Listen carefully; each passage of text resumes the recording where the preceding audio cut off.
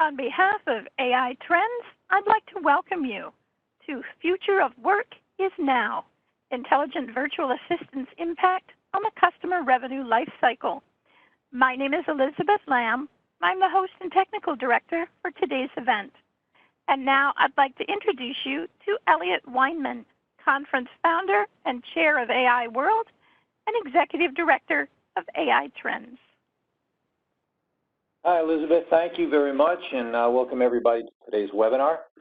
While every business has its own objectives, the overarching goals remain the same: accelerate revenue while driving greater efficiency and cost optimization. And in today's economic climate with workforce and budget reductions, this is often a tough mountain to climb. But today we have two experts who will address the critical question of how can organizations adopt an augmented workforce using intelligent virtual assistants to attract, acquire, and grow customers at scale. So I'd like to introduce you to our speakers this afternoon.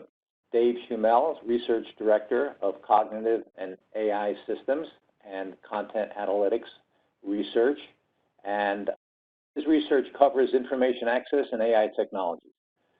Rashmi Vittal, Chief Marketing Officer at Conversica, brings to Conversica extensive experience in building marketing strategies and teams for both startups and large enterprises.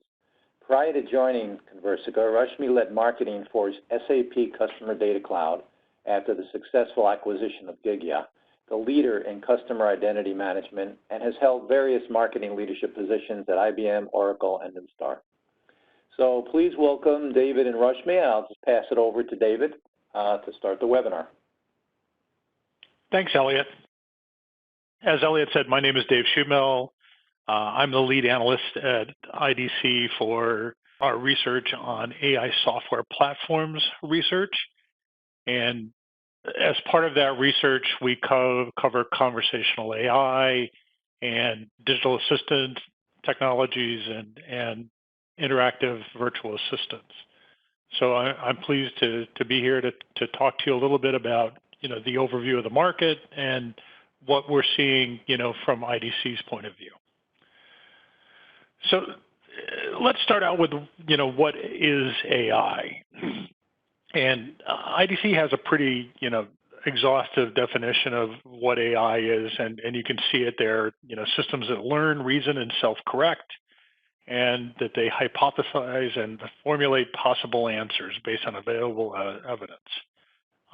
And can be trained and automatically adapt and learn from their mistakes and failures.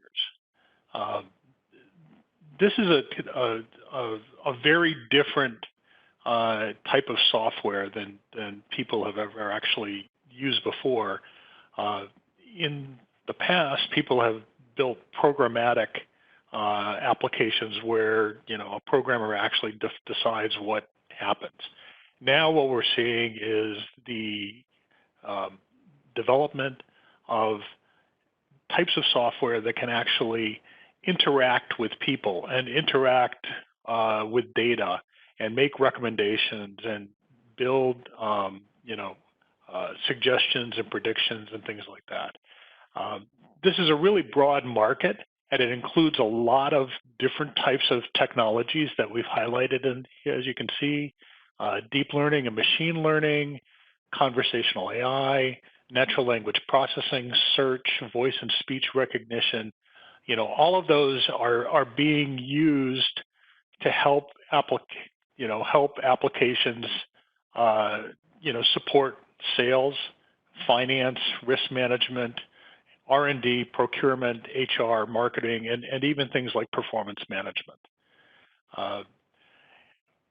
One of the things that IDC does is we make predictions every year. And as we've done that, you can see on the side that we've talked about what our prediction about intelligent automation is going to be. That we believe by 2022, 75% of all enterprises will embed some type of intelligent automation into their business processes.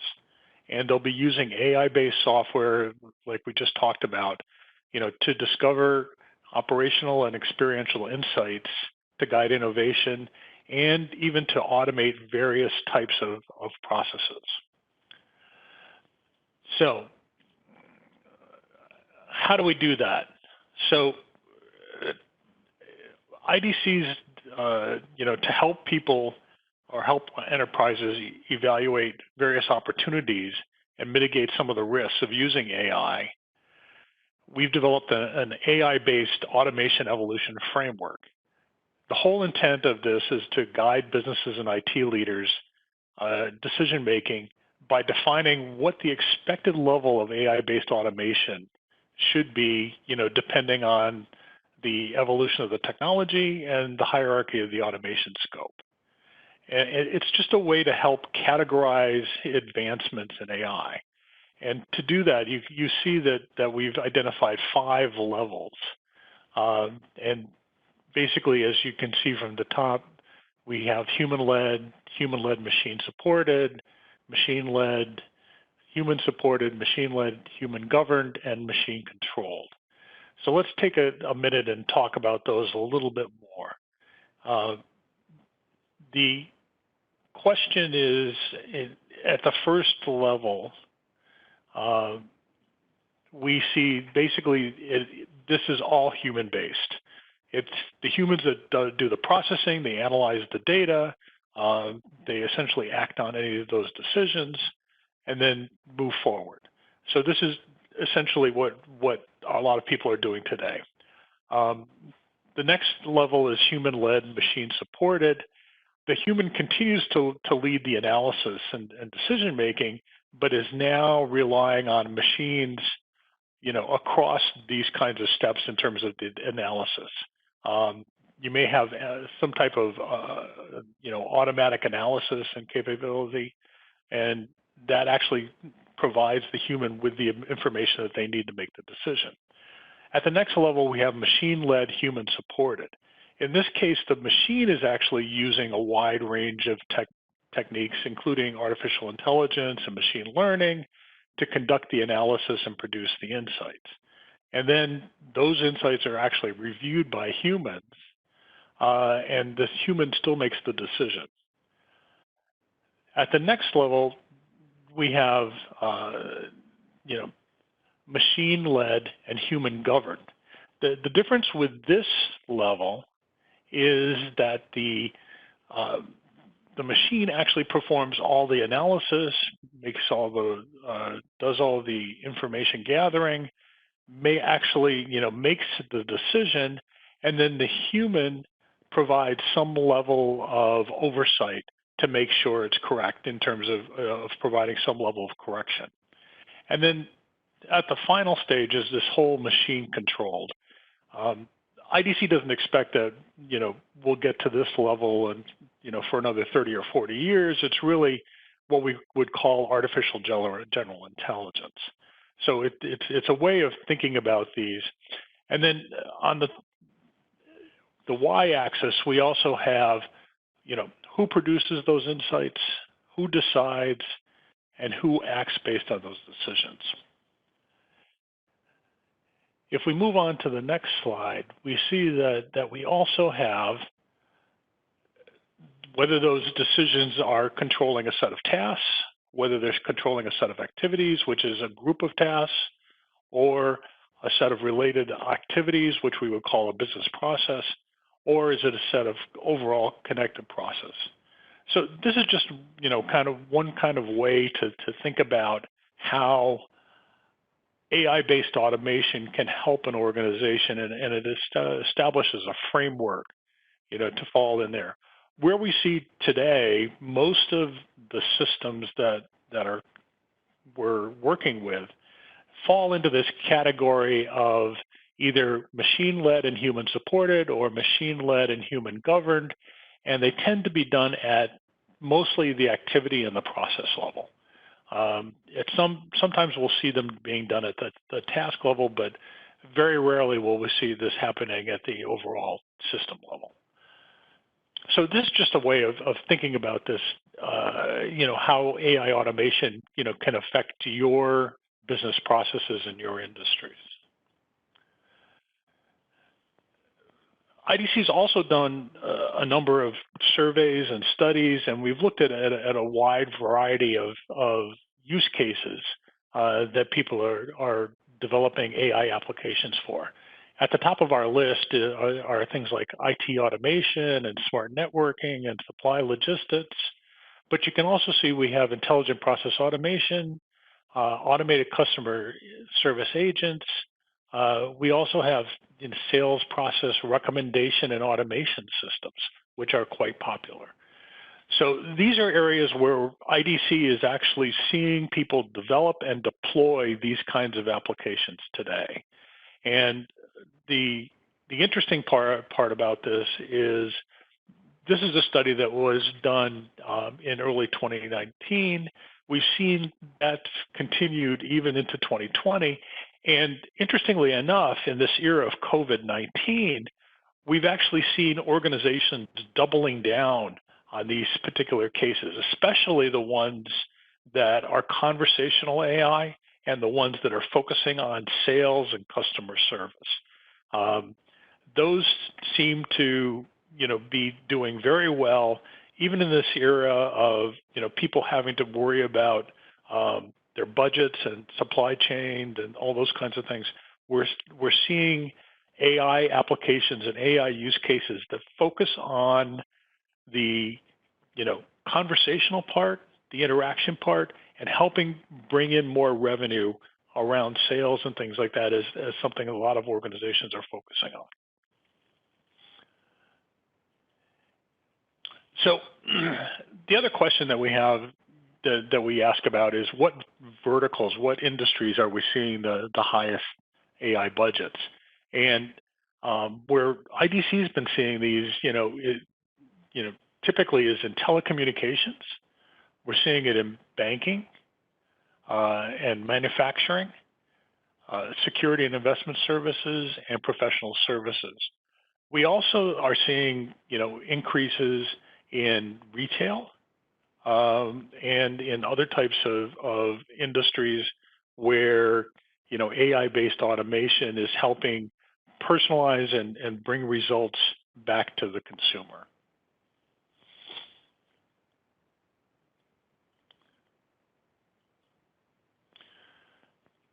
So let's talk a little bit about how AI is being developed and what we're seeing in the marketplace. It's not a universal panacea. We're seeing that in the marketplace that there are barriers to building these AI applications. And as you can see from this slide, over 60% of our respondents actually indicated that it took too long. It's too time consuming to develop these kinds of AI applications. And then the other part was that it requires really too much technical knowledge. You need, in a lot of these cases, you need a data scientist or a machine learning developer to actually help you. And those are resources that are not always available in most organizations. Lack of budget, I think, is something that we continue to see a lot of. And then, one of the things that's important about AI and machine learning and deep learning is it requires a lot of data to actually build very good systems. So not having enough of your own data and not having enough correct data is something that we see as holding back a lot of organizations.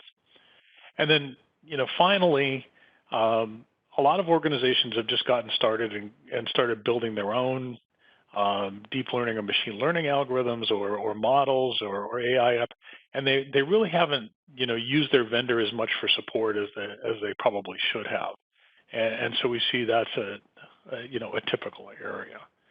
So I mean, I think overall AI is an area where we're seeing a tremendous amount of growth and a tremendous amount of additional spending.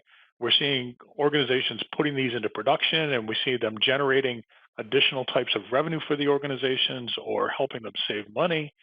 So, it's a very good thing from that standpoint, but there's a lot of challenges involved as well.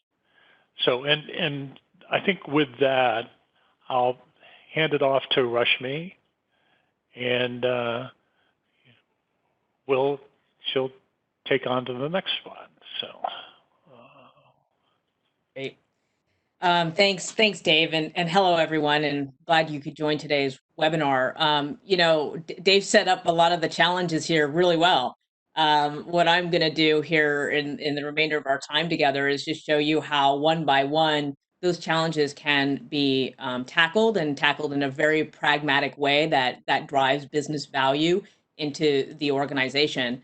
But first off, where you see the AI trends going, how is that impacting the future of work? How's that impacting the workforces that we all know and love? I would say that there are a couple of different, I think, perspectives on this. One thing that's true, and I'm seeing the data in it, is that AI has every capacity of augmenting workforces to be higher performing and increase those productivity levels. In fact, we are seeing ourselves, but also when we look out into the market, that knowledge workers, B2B, B2B knowledge workers, will rely on AI to help them do their job. In fact, 1 in 5 knowledge workers will do that. Where you can think about that equals to 50 million knowledge workers by 2022.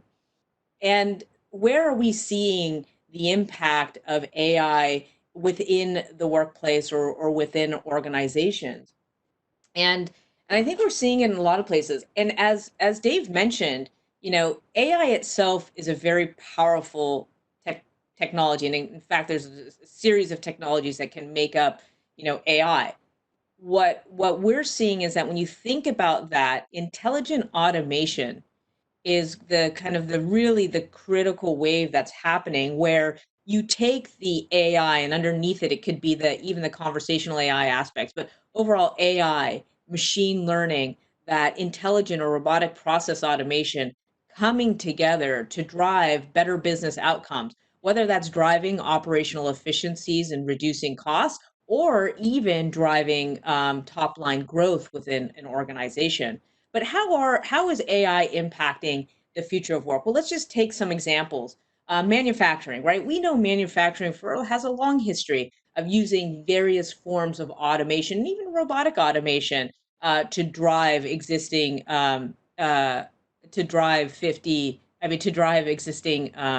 process improvements.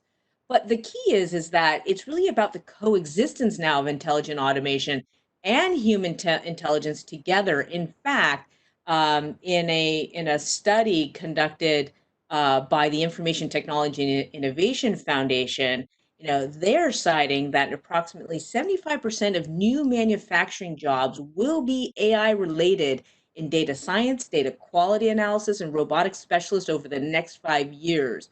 That's because of the adoption and the growing adoption of intelligent automation solutions within the factories and throughout the supply chain, this will lead to a myriad of new types of AI-related jobs in manufacturing. Okay. When we think about more from a different angle, from the e-commerce automation side of the house, you think about e-commerce automation. It's built to convert tasks and processes.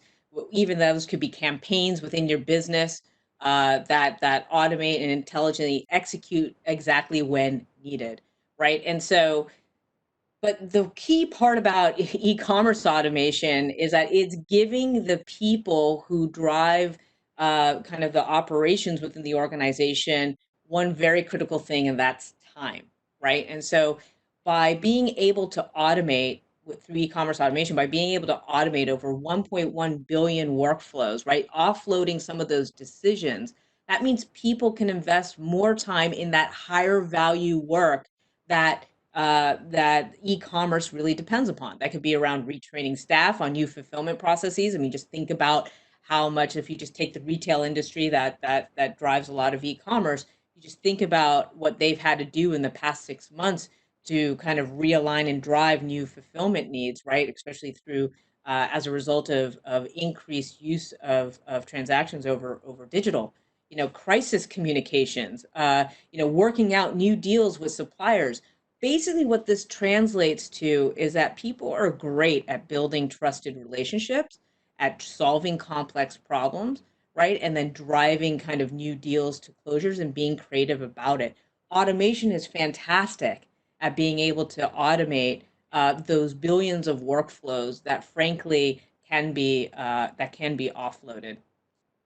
But much of how intelligent automation is being used today, it's very well adopted in the back office. The two examples I gave you are primary back office examples, whether it's around inventory management, whether it's around manufacturing or engineering. And why that's the case is if you think about it, right, we're talking about automating human to machine process automation. This is where you have repetitive processes that are built around very structured data workflows. And the whole point of the value that's being driven is to drive cost efficiencies, right? It's either to reduce costs and to improve operational efficiency. So as another example, think about what it takes, where you could have been doing a kind of manual human, let's say address verification on an invoice or part reordering when supply was down or low. That can now be handled by intelligent automation solutions, thereby saving time and saving money. But what about the front office? What about the actual teams and people that engage outside of their four walls with prospective buyers, with customers, with partner vendors, et cetera, right? Intelligent automation is now also being redirected to focus on those human to human interactions, where you can take those unstructured data, right, and be able to understand and parse that data, and then be able to respond in very human-like patterns. And so, just for a second there, I apologize that the slides were not advancing to you, but just so you can see, when I was talking about e-commerce automation, you could save 9.2 million hours of time saved, right? That's more than 1,000 years. When you think about those back office operations, how do you do that human to machine process automation? And then now we're talking about the front office here as well. And so on the front office side of the house, what's really interesting, we're talking about automating human to human interaction, right? We're talking about how do we conduct a natural two-way conversation or interaction between the intelligent, in this case, intelligent virtual assistant, and the prospective buyer or customer, so that you could drive towards the next best action. And the whole point around this is to fundamentally accelerate revenue, generate revenue, or retain and grow revenue, all the while improving the customer experience. And this is where we see a real opportunity for growth, not only for adoption of AI within organizations, but to rethink the corporate strategic thinking about how to continue to drive productivity and performance from a top line perspective within the organization. And this is fundamentally what we call the augmented workforce, right? When you take people and intelligent automation solutions like intelligent virtual assistants coming together to augment your workforce to drive higher performance and more productivity. And what does each do? Like I said, intelligent virtual assistants are great at automating those repetitive routine tasks. And in fact, to use Dave's definition, intelligent virtual assistants are machine-led, human-governed.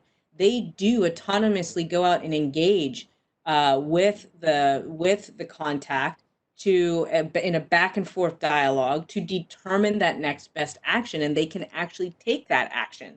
Human governed in the sense that, sure, this is AI, folks. I mean, there's going to be a need to think through. There's going to sometimes be a need to determine, hey, is the AI confident in how it should conduct the interaction? Sometimes you need to have a human in the loop to continue to train the AI. The key is how much.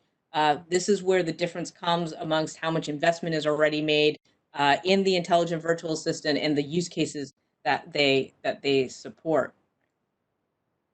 And so we actually conducted our own survey. We reached out to 472 CEOs, CIOs, and CMOs. We asked them what they thought the impact IVAs can have on their business, and what were some of the benefits and expectations of an augmented workforce. What was very interesting here is that while a good percentage, always over 50%, wanted to think about offloading those repetitive tasks and finding those operational efficiencies. What was really insightful is that 71% wanted to be able to augment their workforce to drive top line growth across their organization. And 58% wanted to be able to provide a better customer experience. And they were also concerned and cared about, hey, how can we increase job satisfaction as a result of doing it? And if you think about it, if we could remove a lot of those repetitive routine tasks that we do in our daily jobs and we could focus on the things that we actually like to do and we're good at doing, you're going to increase job satisfaction as a result of that. And another thing that was interesting we saw. Now we know this internally at Conversica, but what was good to validate and see out in the market was the fact that yes, of course, customer service is where a lot of the investment was made. You saw in Dave's slide that he had that where it was kind of right there in that top 5 of investments around customer service and support. Absolutely, chatbots, voice bots, et cetera, are being used today in customer service and support and call centers to help deflect costs and speed time to value to existing customers. But second and third in line is more on even more of the front office from marketing and sales perspectives.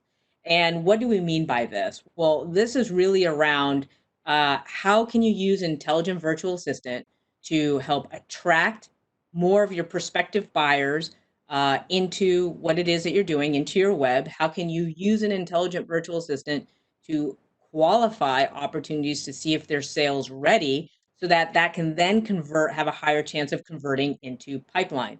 And so we see that very much so. And then the third aspect of it is how can you grow your customer and not just growing them from solving technical support issues, but growing them from the notion of retaining them, retaining the customer, going through that renewal cycle, and then being able to expand and expand the lifetime value of that customer.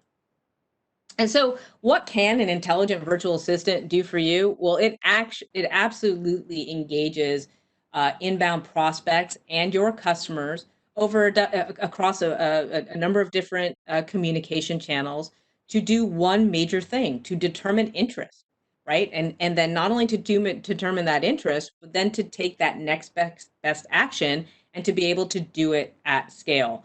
And so one of the key things that we pride ourselves in the intelligent virtual assistants that we offer is that our assistants are prompt. That means the minute that the engagement is triggered, it will begin autonomously the engagement on its own. It's persistent. It will keep up with the cadence that it is expected to do. It's personal. It will take attributes within your systems of records to help craft already our pre-built conversation library so that it can drive better engagement and conversion rates, and it performs, meaning that because it's written in a very personalized manner, because it is using natural language generation and the conversation libraries built underneath it, it people can't tell that it's not human. And so it is going to be delivered into inboxes. It's going to be delivered to your mobile app. It's not going to fall into those no delivery zones. And so how do you think about this? Like if you're a front office, right? If you are IT professionals serving your marketing, sales, and customer success or account management teams, right? Or if you are the line of business leaders themselves, how can you think about intelligent virtual assistants coming into your organization? Well, first, let's think about what it is that these line of business leaders are trying to do. We're trying to attract customers, we're trying to acquire them, we're trying to retain and grow them. That's very basic, right? I know it's simple, but it's super powerful in terms of what these marketing teams, these sales teams, these account management and customer success teams are doing. But if you break it down between kind of what is considered, what it is that AI can do and then what it is that people can do, it's really compelling. And they do work together. This is where you're augmenting workforces. You're not replacing people, right? You're bringing the two together. And so here is where, if you think about it, fine, you can have an IVA communicate on website chat, and it could do what 80% of website traffic wants to do, right? It's either you want to learn more, you want to schedule to see something, or whether you want to have a preview, set an appointment, or what it might be. You might want to contact, whether it's sales or service support, or you might just have a question that you need quick remedy on.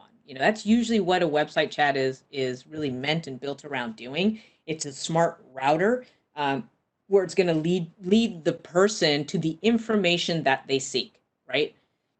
Oftentimes through that process, you are capturing information about them. Typically, it's called lead information, right? You're going to get a name, you're getting an email address, and once you capture that, I've always said that once you capture the email or that type of identifier, it's the gateway to other profile building capabilities. And so, in this instance, how it can be used is that now you could begin not necessarily a real time if that session is concluded. You could now carry on the conversation over email, over SMS, over other channels, so that you could do other important things like driving prospective buyers to to your marketing programs and events, and more importantly, following up with them right after they've registered or attended.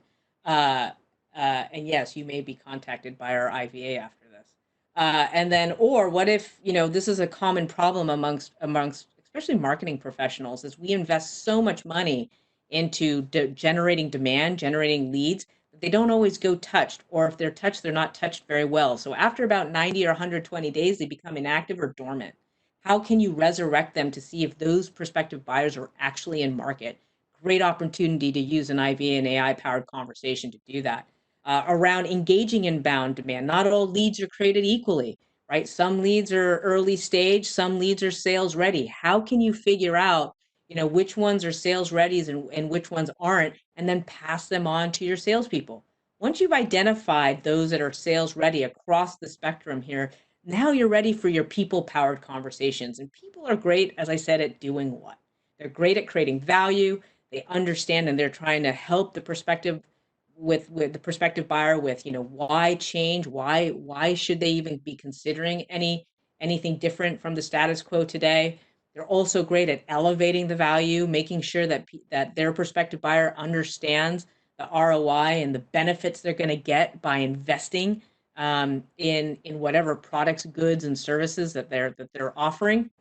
And that's super critical in establishing those trusted relationships, right? Making sure that your sale, in this case, it would be salespeople, are establishing those trusted relationships, understanding the problem of the prospective buyer, and then being able to provide the value that the prospective buyer, through solutions that the prospective buyer seeks, and then capturing that value, right? Getting them all the way to close. There's also an opportunity that you could have had customers and they could have left you, right? How are you ensuring that you could win back those former customers? How many times do you think your sales teams are actually going back and winning back former customers? They're not. They're always looking at their eye on the next prize, right? And so here's another great opportunity where AI powered conversations can go after former customers to see if they're interested and come back and market. Maybe you have a new set of features or functions, or your offer, or new set of offerings that they might be attracted to that fit their customer segmentation. You want to go after that. And then on the retain and grow side, super important, AI powered IVAs can help those customer success and account management teams, those who are onboarding their new customers, to onboard them on, to drive that customer health, to help renew those existing customers and identify those expansion opportunities. Here's a little stat for anybody on the phone on this webinar who comes from, let's say, the technology space, and let's say you have a customer success team.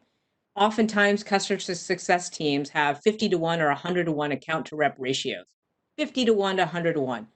How personalized and engaged can each one of those accounts be, right? It's so hard for a rep to be able to do that. So in this instance, what if you could actually use an intelligent virtual assistant to basically reach out and do pulse checks with your customers to see how they're doing, to make sure you could schedule that next account review or QBR, so that you could stay on top of where that account is, and make sure you could continue to drive it, not turning it only from a customer, but turning them into a brand advocate. And people powered conversations, if you are able to set up those account reviews and have those conversations and tee up those conversations, people are great at being able to say, hey, here's the value we've demonstrated to you. This is why you should stay. And by the way, I also think you would benefit from these additional services. When you combine the power of AI-powered conversations along with people-powered conversations, the results are amazing.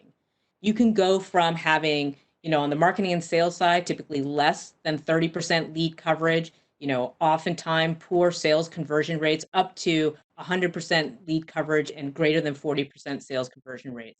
You can have on the post-sale side of the house, you can have, oftentimes people are struggling with 20, 30% churn rates. Let's bring that back down to industry standards, which is more like 10%, right? And if you can not only retain every dollar, but then expand every dollar, right? At, 50 cents to the dollar, you're doing yourself and you're doing your business just an amazing justice in being able to do that. But how can you do that if you can't get that kind of coverage? And this is where the combination of AI powered and people powered conversations really come into play.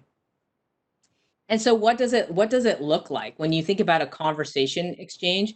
What does that actually look like? And so, there's so many ways to depict this. If I had more time, I'd really get into it, especially with this crowd. But just when you think about it, here's the premise. You have intelligent virtual assistants that sit on an intelligent automation platform. That intelligent automation platform has a combination of natural language understanding, natural language generation, deep learning models, deep AI model operations, decision and policy management. So it knows how to make decisions, and then it knows how to take the correct action. Okay. So in an exchange, as I said, an IVA will can trigger a conversation and will begin the conversation. So all the blue is the conversation that the IVA will have. All the gray is a conversation that that the that the customer will have. And so what you can see here is that there's kind of four fundamental things that an IVA will do. It will engage the contact.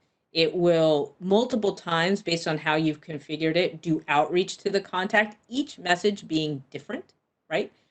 So in this case, you'll see that, the assistant's name is here in this case is Nicole, and oftentimes people do personify their IVAs. So let's say Nicole reached out here on days 1 and to 21. From days 1 to 21, she could have been sending out anywhere from 7 to 10 messages in that time frame, right?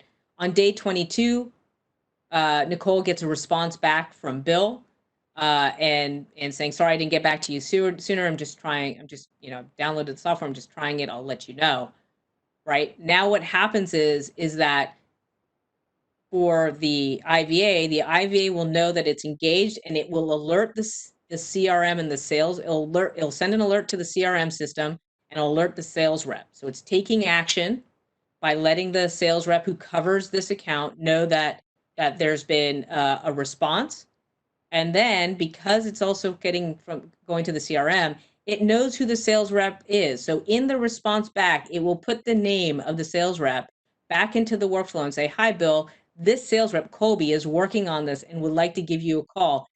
Also, the IVA knows, because it's going from the CRM, pulling the contact information of Bill, the contact. It'll say, is this number the current number to reach you at? Great, have a great afternoon.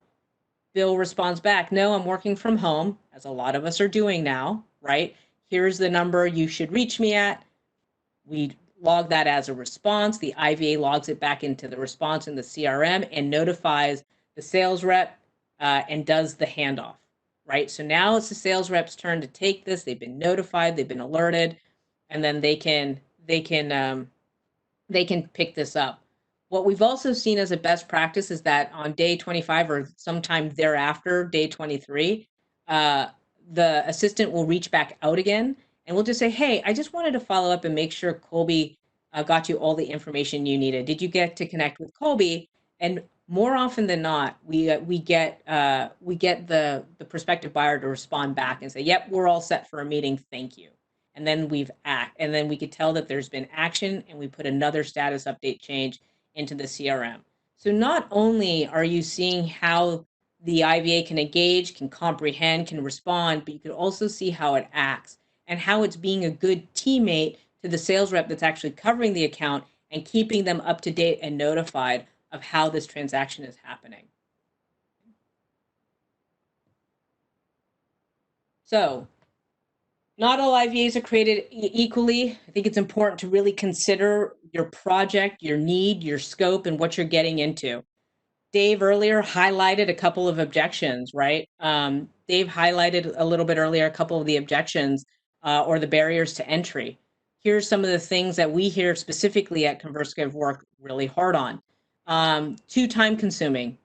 IDC is not the only one that has found this from organizations. Many organizations do have failing conversational AI projects.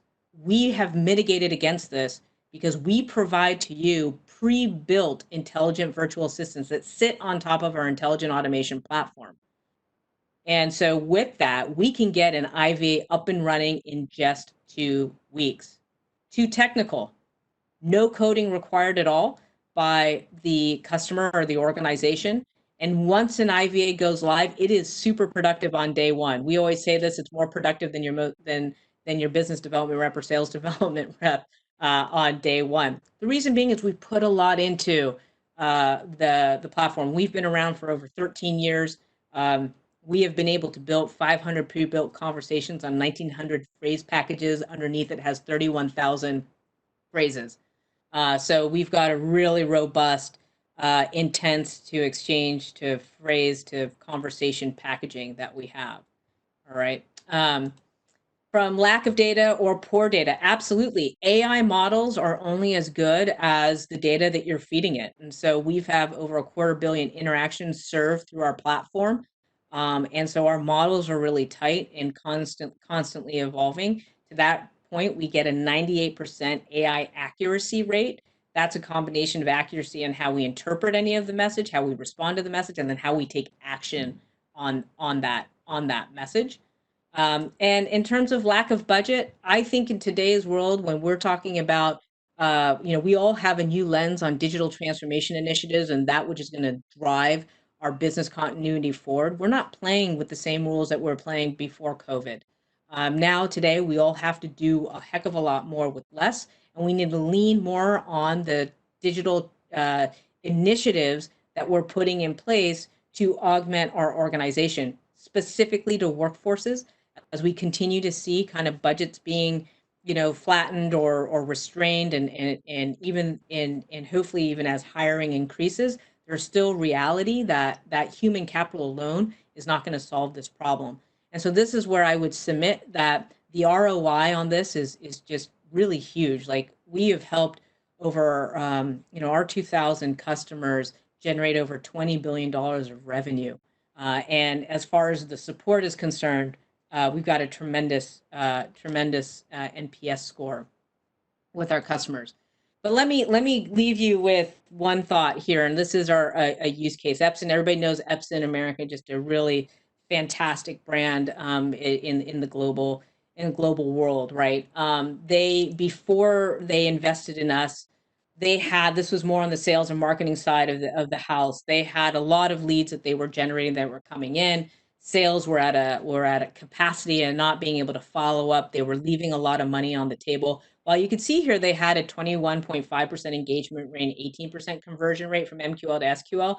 That's actually really, really solid and pretty strong. But yet they were still not getting the lead coverage or the coverage on their leads and not contributing to pipeline like they really wanted to. And they knew that they were missing an opportunity to further drive more business within their organization. And so they brought Conversica in to really work a lot of their leads. And they saw just a tremendous amount of results. First, they saw great engagement rates and conversion rates since they have been using it. As you can see, practically almost doubled. And within the first 90 days, they were able to get $2 million of revenue that was sourced by Conversica in the first 90 days. That's a 20-to-1 ROI. So for every dollar they invested, they got $20 of revenue back. That is insane ROI. In just their last fiscal year alone, they have generated $24 million of pipeline. This is something where, frankly, when you think about it, just the level of scale that you get in being able to use an intelligent virtual assistant to qualify opportunities is pretty great. And as I said, it's one aspect of the use cases that we solve for, right? I mean, when you're thinking about how you attract, acquire, and grow customers, it requires different conversations across that customer revenue lifecycle, and you need to focus on the right conversations at the right time. And IVA can support that. It can just support your marketing and sales leads. It can support your sales capabilities, whether it's around accelerating existing opportunities or winning back former customers. And it can also work with your existing customers to drive retention and growth, right? So all around the focus of accelerating and generating revenue within your organization. And so we kind of circle back to where we started. You know, if we think about where we are today, where we are economically, where we are as a global society, and where we're heading into the future, we know that now more than ever, as business leaders within our organization, we're going to lean heavily on technology to help us get us out of the situation that we're in, and but not only just to adapt for today and now, but to be able to thrive for tomorrow. And this is centered around an augmented workforce, because an augmented workforce is and will be the new normal. And so those were the slides that I wanted to cover today. I'll hand it back to Elliot. There might be some questions for Dave and I to answer, but I just want to thank everybody for the time. Thank you, David and Rashmi. Really appreciate it. We have a few minutes for some questions. Dave, I think you have a couple of questions that you want to address. Sure.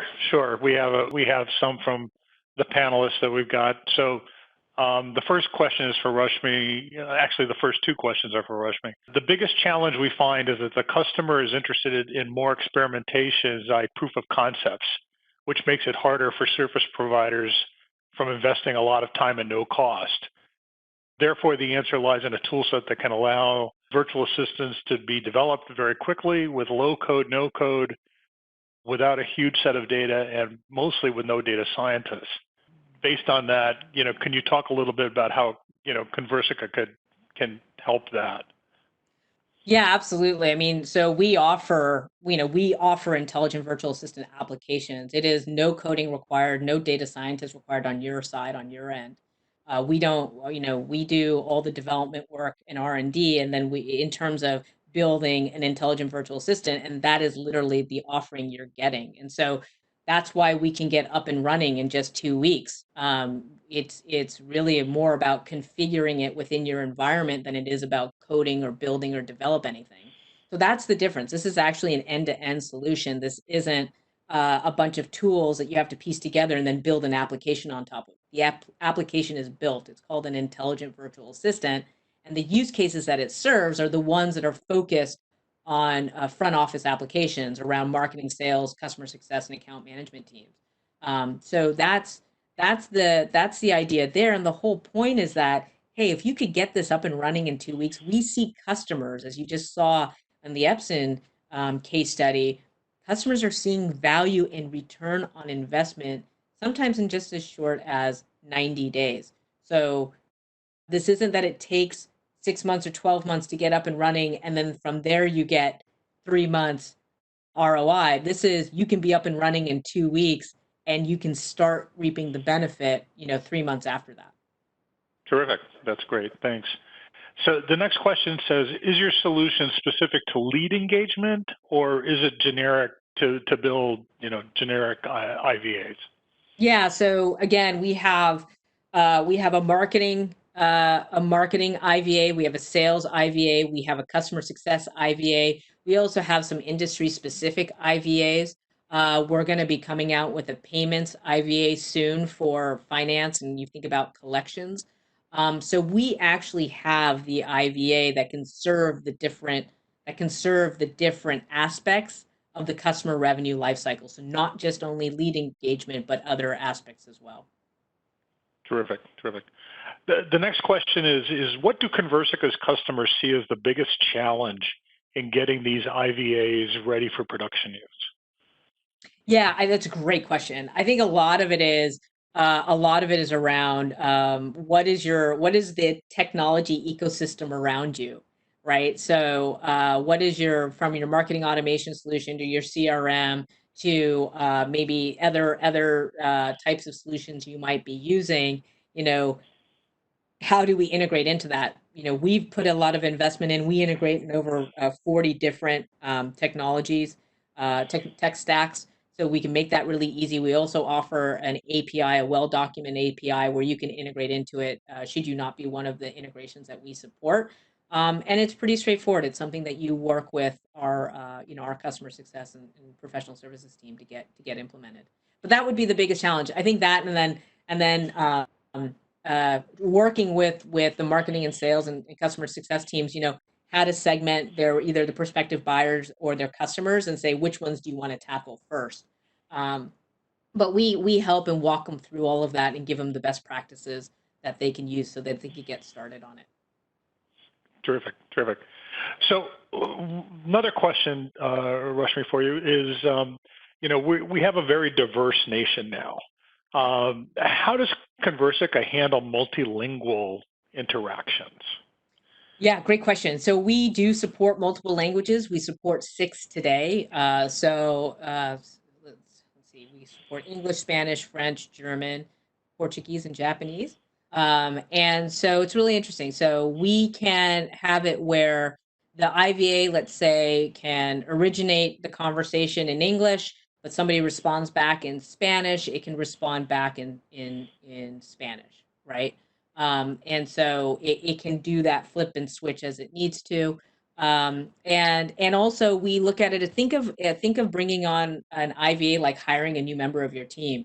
You're going to want an IVA to support you and your team. You can have an IVA that's going to work different time zones, right? Because it needs to support those time zones. And then the languages that might go with those time zones. So we actually recommend as a best practice to kind of set it up like that so that it gives that familiarity. Like you don't want somebody, and also you could give that cultural aspect to it. I know not people, we have customers who are global, have global deployments of IVAs for, let's say, for their Latin American region. They give the IVA a persona that's more relatable to that culture. And so it's like that in our UK market. They will give it more of a, they'll want it to speak more of the UK English and have that kind of cultural presence and versus what they might have set up here in North America. So that flexibility is definitely there. Terrific, terrific. So our next question, you mentioned that the 50 to 1 or 100 to 1 for salespeople, and having IVAs to help provide sales assistance. Are there any other types of roles where you see, IVAs being most effective, and if so, why? Yeah, so I would say I think of 4 distinct roles for marketing people, especially now, that everything is digital. Like all of our programs are digital. There's no physical events. We're not going up to an event and having it physically really for a while. And so how are you could use an IVA to drive people to those events, right? Register and attend like an event like this one today. And then you want to be able to follow up immediately after. We know you get a 21 times higher engagement rate when you follow up right after this event versus taking the typical 24 to 72 hours that a human might do. On sales side, we talked about sales. I think you guys understand that. On the account management side of the house, right? How do you support that retention and growth opportunities? How do you look at expansion opportunities? So that's really key. And then the last area is around finance and collections. How do you, when you think about all the areas that affect revenue, how can you use an IVA to better conduct that collection process? Because there's somebody right now in those account receivable departments that is out there doing it, and they're not too happy having to do it, or you push things off to collection agencies, right, where they always have to take a percentage of whatever they find back from you. Well, what if you could actually automate that collections process such that you can drive greater operational efficiency and also get those receivables in on a more timely fashion? Terrific, terrific. And one last question I think that just came in is, how does Conversica work with service providers in the partner channel? How do you, help those folks be successful? Yeah, so great question. We have a robust partner ecosystem. We love working with service providers and resellers. And so if you, we have a good program across different levels to bring on different service providers and partners. So if there is any interest there, please don't hesitate to reach out to us. Terrific. Well, I think that's all of our questions that we've got today. Elliot, I think I'm going to pass it back to you. Yes, well, thanks so much again, David and Rashmi, for a really great webinar this afternoon. Thanks, everybody, for sticking to the last minute here. I want to thank Conversica for sponsoring the webinar, and attendees will be receiving a link to the recording of the web event today or early tomorrow. And once again, if you have any questions, please email us at info@aitrends.com, and we'll be sure to send the questions back and get your answers as quick as possible. So thank you very much, and this concludes our webinar today.